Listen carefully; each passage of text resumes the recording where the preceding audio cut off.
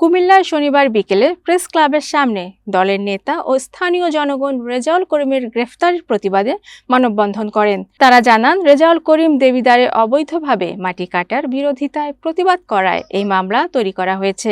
ঘটনার সময় মাটি ব্যবসায়ী সিন্ডিকেট তার ও সমর্থকদের ওপর হামলা চালায়। অভিযোগ সত্ত্বেও পুলিশ ব্যবস্থা না নিয়ে উল্টো রেজাউলকে গ্রেফতার করে জেল হাজতে প্রেরণ করে। মানববন্ধনে বক্তারা বলেন, রেজাউল ছাত্র আন্দোলনের সক্রিয় নেতৃত্ব প্রদান করেছেন, কিন্তু বৈষম্য বিরোধী আন্দোলনের জন্য তাকে গ্রেফতার করা হয়েছে। সভায় কুমিল্লা উত্তর জেলা যুব দলের নির্বাহী সদস্য, জাফরগঞ্জ ইউনিয়ন বিএনপি যুগ্ম সাধারণ সম্পাদক, স্বেচ্ছাসেবক দলের সভাপতি ও রেজাউলের স্ত্রী সহ উপস্থিত লোকজন মুক্তির দাবিতে বক্তব্য রাখেন।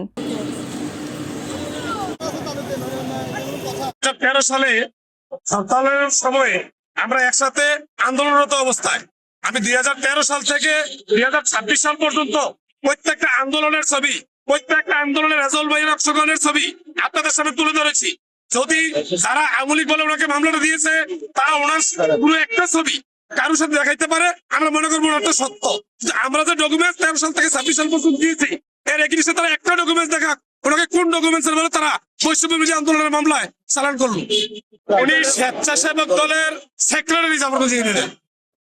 আসলে আমরা বিগত 17 বছর ধরে আওয়ামী লীগের আমলে যেই নির্যাতিত হয়েছে, এখনই এই সরকারের আমলে এই নির্যাতিত হচ্ছে। আমরা বৈষম্য ছাত্র বিরোধী আন্দোলনের রাজপথে ছিলাম। রেজাউল আমার ছোট ভাই, সে সেক্রেটারি পদে আছে।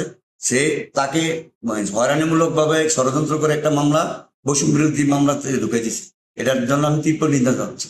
আমরা বৈষম্য বিরোধী ছাত্রের পক্ষে থাকার পর আজকে কেন বৈষম্য বিরোধী ছাত্র আন্দোলনের মামলা দেওয়া হলো আমাদের রেজাউল ভাই? আমার হাজবেন্ড অনেক বছর ধরে ডিউটি করতেছে।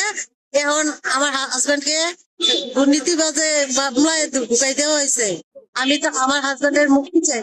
আমার বাবা সারা জীবন বিএমপি করেছে, আমার আব্বুকে আওয়ামী লীগ বলে জেলে ঢুকানো হয়েছে। কেন? আমার আব্বুর মুক্তি চাই।